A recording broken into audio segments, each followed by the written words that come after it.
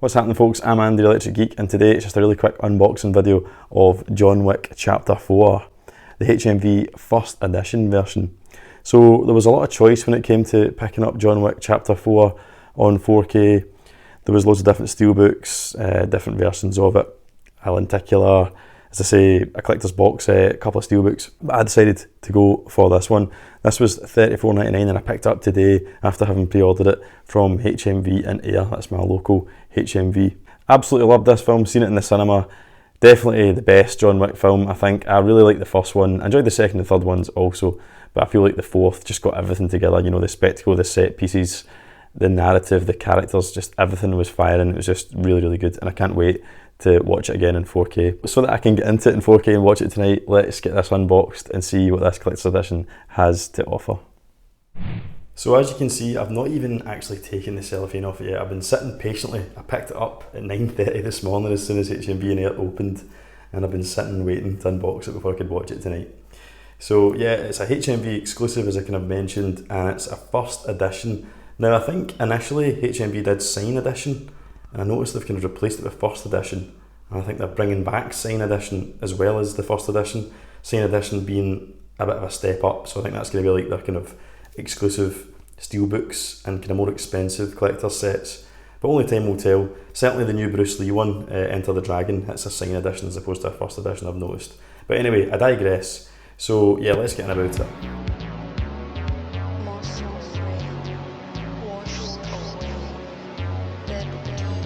So now that I'm seeing it without the cellophane, I must admit it does have a slightly more premium feel than how it looked online. I thought it was going to be more of a matte finish, but it's got a really nice kind of almost glossy, faux kind of metallic sheen to it, which is pretty nice. You can see it reflecting there on the strip, the silver strip with the kind of text specs on it.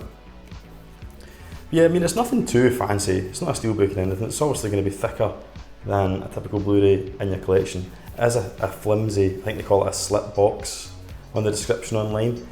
Fairly flimsy, but I like the artwork. It's the only steelbook I've seen or any release of this that has that shot of the Eiffel Tower with John Wick in the centre. I think that's pretty nice. The only thing I've noticed already is though that the certificates aren't stickers, so you're going to be stuck with them. So if you wanted a display of that, you're going to be stuck with those annoying certificate badges, unfortunately. So opening it up, and with this release, obviously it's not a steelbook, so it's just the Amory case. It's my understanding that that is the standard release of John Wick in 4K, albeit you'll have a slipcover to go over it, but that is the standard artwork. Yeah, so looking at the back for the tech specs, you'll notice that both the 4K and the Blu-ray come in Dolby Atmos. So it is only the 4K and the HDR with regards to the video you're getting if you go for the 4K. So opening up, and as I say, we'll just be like the standard release. You'll have the 4K disc and the Blu-ray disc. I hadn't actually noticed until now that his tie is actually the hourglass and it's bullet shells as opposed to sand. That's actually really cool. I hadn't noticed that when looking at it online, but pretty awesome. And as far as the tat goes, I mean, I love my tat, don't we all? If you're following this channel, you probably love your tat. So you get this, I think it's a 24-page booklet. I hope it's got some text in it. Yeah, it does. So just a little bit about the film, as you can see there. I'll look forward to kind of flicking through this and having a read later on, but I'll just scan through it so you can see what each kind of page looks like. And I do actually like reading these. I make a point of reading them because I think if you're going to spend all that money, you're as well actually enjoying the content, you know, the tat that comes with it. And you can usually pick stuff up from it, you know, trivia. I like my trivia, I'm always on IMDb and stuff. So you usually find little nuggets of information in these collector's sets that I tend to retain.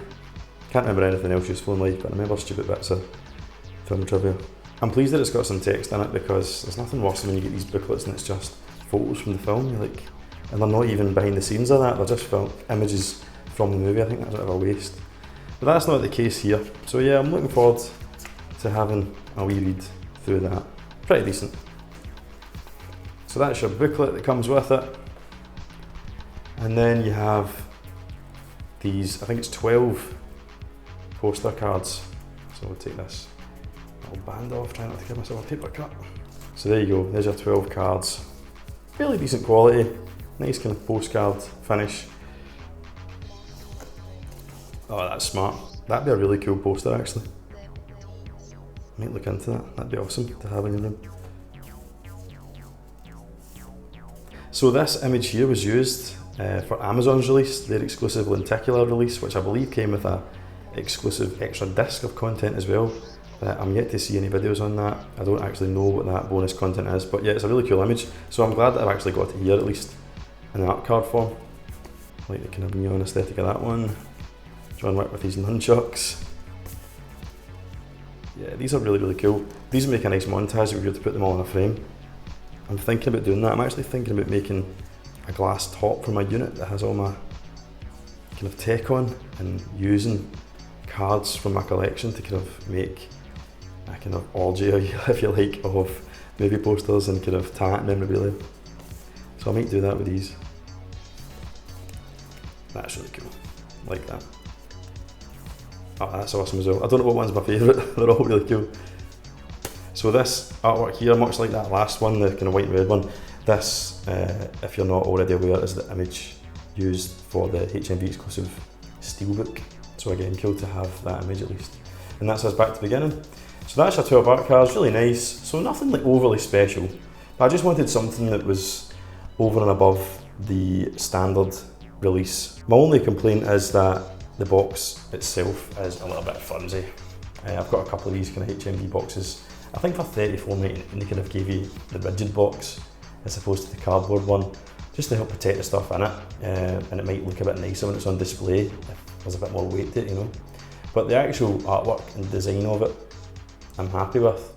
So I really hope you enjoyed that little unbox video. I hope it's given you an idea as to what you can expect should you pre-order the first edition from HMV. I'll put a wee link in the description for that version, as well as all the other versions out there, just for your convenience if you want to pick one up. My overall thoughts on the box set, I'm really happy to own it, but as I kind of said, my biggest complaint is that I think the box is really flimsy. Now $34.99, you know, that'll fetch you a really good Arrow box set, and they come, you know, with the kind of more rigid boxes. That's what I'd kind of expect. So if you're listening HMV, I expect a rigid box for $34.99. So really you're paying a tenner over the standard edition for 12 art cards, a booklet, and that really flimsy box. I really do like the artwork, albeit the box is flimsy, and the art cards are really nice also. But do I really think it's worth $34.99? £10 more than the standard? Probably not. I'm not going to take it back. I'm happy with it. That's going to be my version. I might get steelbooks for all 4 of them down the line. But yeah, I think in hindsight, maybe the £30 steelbook option, one of those steelbooks anyway, might have been the better decision. The reason I went for the non-steelbook, if you like, is because I do already have them all in individual kind of releases, but it's just the kind of standard slipcovers I've got. So just for my OCD, I didn't want to force myself to go down the rabbit hole by getting the 4th one in steelbook, because then I'd want to get the rest. So I thought just getting them all in kind of Amaray sets, albeit the 4th one, because it's probably my favourite, is now a little bit more special than the other ones I have. But that was the thinking. So to my mind anyway, they're all kind of nicely collected together. There's no odd one out. That was the rationale behind it. But that's all for this one. Let me know your thoughts. What do you think of this set? What one did you pick up yourself? And ultimately, what do you think of John Wick 4? Where do you think it ranks amongst the other ones? If you've enjoyed it, please give it a wee like and consider subscribing for my future videos. But thanks for watching. I've been Andy Electric Geek, and I'll see you in the next video.